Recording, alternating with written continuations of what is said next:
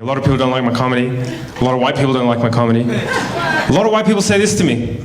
Hey, Amir. Hey. You get on stage, you make your jokes about white people. You say white people this, white people that. What if I did something like that, huh? What if I got on stage and I said, yeah, black people are like this, Muslims are like that. You'd probably call me a racist, wouldn't you? And I say, yeah, I would. Yeah, you should never do that. That's bad for your health. They're like, well, you do that, Amir. You do that. You get on stage, you make your jokes about white people.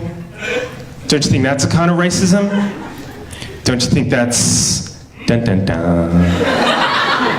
Reverse racism. I said, no, I don't think that's reverse racism. Not because I think reverse racism doesn't exist, right? If you ask some black and brown people, they'll tell you flat out, there is no such thing as reverse racism. I don't agree with that. I think there is such a thing as reverse racism, and I could be a reverse racist if I wanted to. All I would need would be a time machine, right?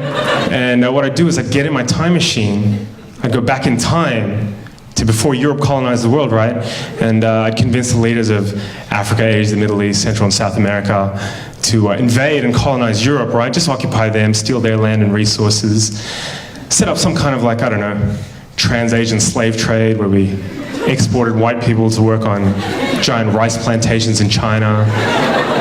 Just ruin Europe over the course of a couple of centuries so all their descendants would want to migrate out and live in the places where black and brown people come from.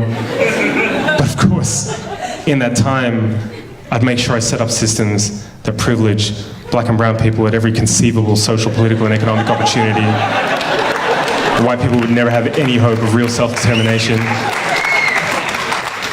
Just every couple of decades, make up some fake war as an excuse to go and bomb them back to the Stone Age and say it's for their own good because their culture's inferior, and then, just for kicks, subject white people to colored people's standards of beauty, so they end up hating the color of their own skin, eyes, and hair.